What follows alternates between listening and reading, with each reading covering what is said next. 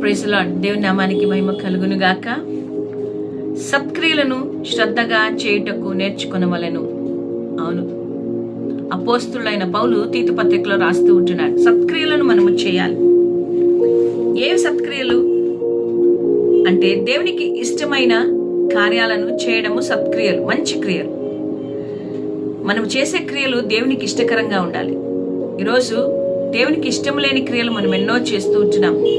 కానీ బైబిల్ ఏం చెప్తుందంటే సత్క్రియలను చేయట నేర్చుకోండి అంటుంది.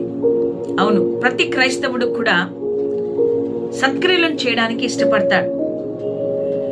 ప్రతి క్రైస్తవుడు కూడా దేవునికి ఏది నచ్చుతుందో ఆ పనినే చేయాలని కోరుకుంటాం కదా. ఈరోజు దేవునికి ఇష్టమైన కార్యాలు ఏవో అని తెలుసుకొని వాటిని శ్రద్ధగా చేయండి అని దేవుని వాక్యం సెలవిస్తుంది. అపోస్తల కార్యములు 9వ అధ్యాయం 36 నుంచి 43 వచనాలకు దోర్కా అనే ఒక స్త్రీ ఉంది. ఆమె సత్క్రియలను చేసినట్టుగా బైబిల్ గ్రంథంలో రికార్డెడ్గా రాయబడి ఉంటున్నాయి. మంచి క్రియలను చేసింది. విధవరాల పట్ల, బీదల పట్ల సహాయం చేస్తున్న వ్యక్తిగా మనం చూస్తూ ఉంటున్నాం. ఆమె చనిపోయినప్పుడు అక్కడ ఉన్న వారందరూ కూడా ఆమె సత్క్రియలను జ్ఞాపకం చేసుకుని పేతురుకు చెప్తూ ఉన్నారు. ఆమె కుట్టిన దుస్తులు, వారికి ఇచ్చినవన్నీ కూడా చూపించి దోర్కా ఇటువంటి కార్యాలను చేసిందని చెప్తున్నాం. మీరు సత్క్రియలు మనం చేయగలుగుతున్నామా? సత్క్రియలు మనం ఇతరులకు చేసి వారిని మనము సహాయపడే వారిగా మనం ఉండాలని దేవుడు కోరుకుంటూ ఉన్నాడు.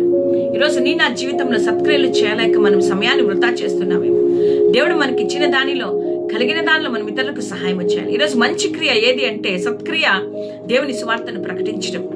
ఎన్నో నశించిపోతున్న ఆత్మలకు రక్షణ సువార్తను అందించే బిడ్డగానే ఉండాలి. ఎంతో మంది దిక్కులేని వారికి, దరిద్రులకు, ఆహారం లేని వారికి సహాయం చేయడమే సత్క్రియ. సత్క్రియలను చేయడం మనం నేర్చుకోవాలి. చెడ్డ క్రియలను కాదు, మంచి క్రియలను చేసేవారిగా. నరకము నుండి మనుషులను తప్పించడం ఒక సత్క్రియ, మంచి క్రియ.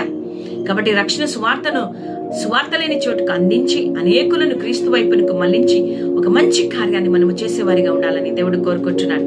దేవుడి మాటలు దీవించును గాక. ఆమేన్.